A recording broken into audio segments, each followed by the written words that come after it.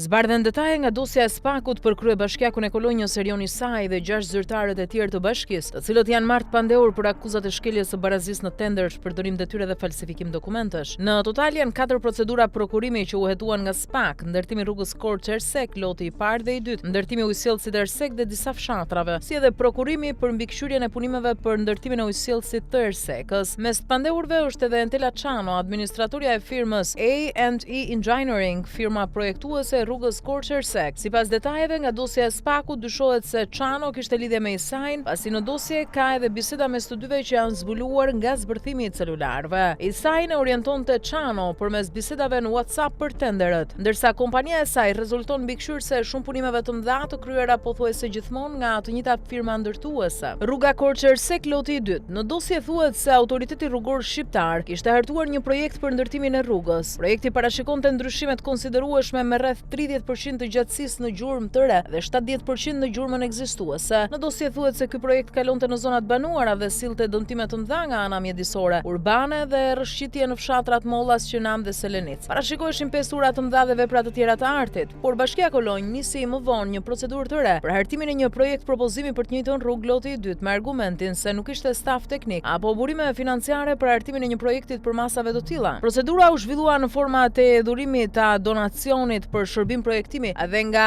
3 kompani të cilave Bashkia Kolonjë kërkoi shërbim. Vetëm kompania A&E Engineering dha përgjigje pozitive. Pas kësaj, më 3/4/2020, Bashkia Kolonjë lidhi kontratën e sponsorizimit shërbim projektimi nr. 1 me kompaninë A&E Engineering në pronësi të Entela Çanos për objektin studim projektim rruga Korçë Ersek loti 2. Kontrata u nënshkrua nga kryebashkiaku Erion Isaj, ndërsa për kompaninë firmosi administratorja Entela Çano. Më 1/6/2020, kompania në fjalë dorëzoi pranë bashkisë projekt zbatimin i cili u mor në dorëzim përmes një komisionit ngritur me urdhër të Isajit. Në proces verbalin e hartuar për marrjen në dorëzim rezulton se në emër të komisionit dokumenti u nënshkrua nga vetë administratorja Entela Çano dhe u miratua nga kryebashkiaku Isaj. E njëjta kompani që e projektoi ishte edhe ajo që mbikëqyri punimet duke krijuar konflikt interesi. Në dosje thuhet se përmes ekspertimit grafik me urdhër të SPAK rezultoi se firma e Muharrem Tartarit ishte falsifikuar, pra ai nuk ishte marrë pjesë në marrje në dorëzim të projektit, ndonse në dokument ishte paraqitur si i pranishëm. Hetimet zbuluan se falsifikimi ishte kryer nga anëtarët e komisionit Erionchenko dhe Ëngjëll Dina në bashkëpunim me administratorën e kompanisë, të cilët kishin sajuar proces verbalin duke përfshirë në mënyrë fiktive firmën e Tartarit. SPAK po vijon hetimet për rolin e ARSH-s si autoritet tenderues, ndërsa traseja e rrugës Korçë Ersek u shem në ndërtime sipër në vendin e quajtur Qafaj Qarrit Mollas. Po ashtu firma e Çanos u shpall fituese edhe në tenderin për mbikëqyrjen e punimeve të ujësjellësit të Ersekës dhe disa fshatrave me vlerë mbi 3.8 milion lekë PATVSH. Në komunikimet e realizuara në aplikacionin WhatsApp, kryebashkiaku Erion Isaj dhe Çano diskutojnë hapur për preventivët, uljen e parametrave dhe shumat që duhet paraqiteshin, duke treguar se procedura ishte orientuar paraprakisht në bashkëpunim me zyrtarëve të bashkisë dhe kompanisë fituese. Bisedat për vlerat minimale e maksimale të tenderit bëheshin jo vetëm mes Çanos dhe Isajit, por edhe mes saj dhe zyrtarëve të tjerë të bashkisë.